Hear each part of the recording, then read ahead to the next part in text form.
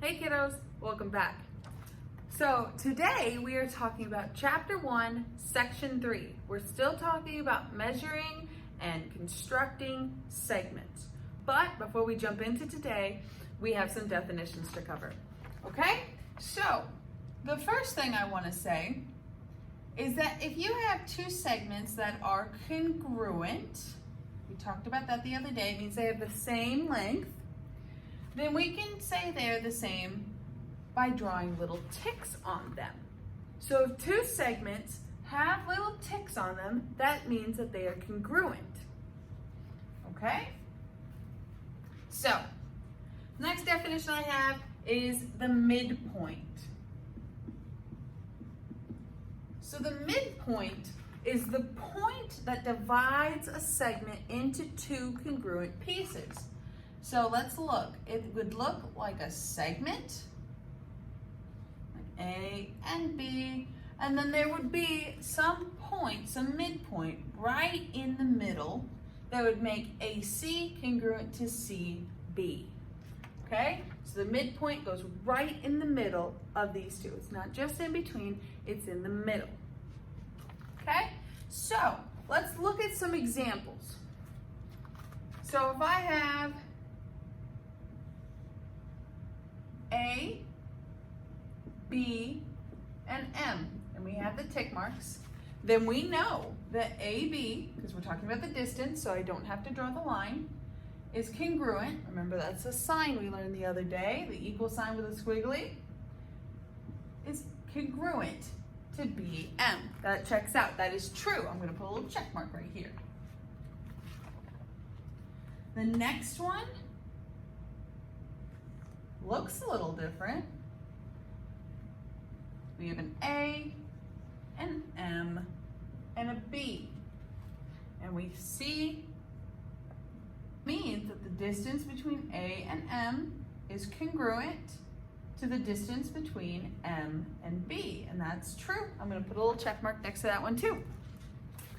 Let's look at the third one. Okay, so if we have an A, a B, and an M,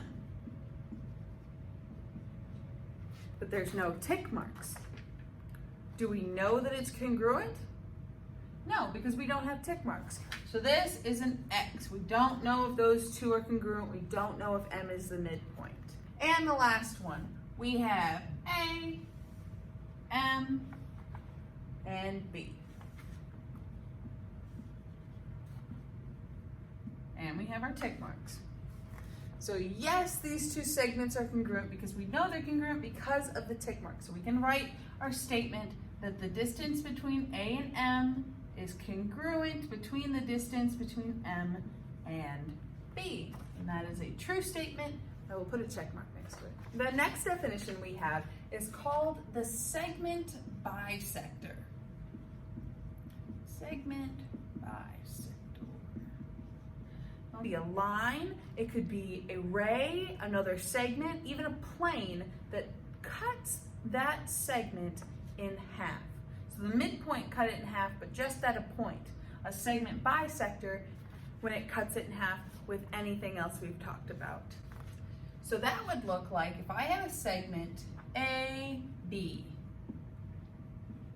and we had a line slice right through it, right here. And we knew that these two had tick marks. That means that they are congruent, and that means that this isn't a segment bisector. The bisector cut it right in half. Okay, let's do an example.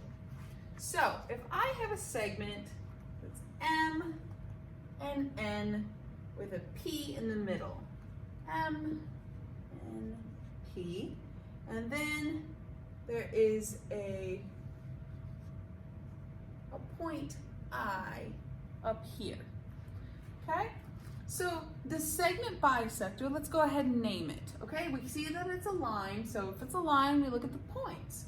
So we see a P and an I. So the name of the bisector would be PI. With capital letters, you could switch them around as well, with a line over top with two arrows because it goes on forever. We We know that these are bisectors, so I'll give them tick marks. So if it is given that the distance between P and N is 15, and it is the same distance between M and P, then the distance between M and P also has to be 15 because they're the same. They have tick marks. Okay, so let's go ahead and do some segment addition postulate on this as well, just to show that we can. So first we got to set up. We have the distance between M and P. M, P. Plus the distance between P and N equals the distance of the whole thing, M to N. Okay? Step 2, remember we got to substitute. So we know what MP is because we know it's that 15 because it was the same as this side that was given to us. Plus PN was given to us as 15, and we don't know what MN is, so I'm just going to keep it as MN. 15 plus 15 equals MN. Now we move on to step 3, we got to solve it. So we have 15 plus 15 equals MN. 15 plus 15 is equal to 30, so MN is equal to 30. Let's do another example. So if we had a segment with a midpoint that goes from A to B with M right in the middle as a midpoint. And since we know it's a midpoint, they have tick marks. It's told that it's a midpoint, so we can put the tick marks. We can't just put tick marks on things that don't say midpoint. And we knew the distance between A and M was 6P, and we knew the distance between M and B was 72. Since these two have tick marks, they are the same length. So that means 6P is the same as 72. So we can set this up like an algebraic equation and say that we know that 6P equals the same length as 72. And now that looks like an algebra problem again. We want to solve for the variable, so since we're multiplying by 6, we have to divide by 6. These cancel out and give you 1P is equal to 12. Let's do another one. So if we have another segment that goes from A with a midpoint of M to B, which means since M is a midpoint, these are congruent, they have tick marks. And we knew that the distance between A and M is 4, and we knew the distance between M and B is 2S plus 6. Since we know that these two sides are congruent because M is the midpoint, we can set this up just like the last one and say 4 is equal to the same length as 2S plus 6. Now we want to solve for our variable, so we're going to go to the farthest thing from the variable on the same side of the equal sign as the variable. So that's this plus 6. We want to do the opposite, so the opposite of plus 6 is minus 6. So we're going to subtract 6 from both sides. Plus 6 minus 6, those cancel out. 4 take away 6, that leaves you with a negative 2. The only thing left on this side is the 2s, so we'll bring that down. And since 2 is being multiplied by s, we want to do the opposite of that and divide it. These cancel out, leave you with a 1s, but we don't have to write the 1.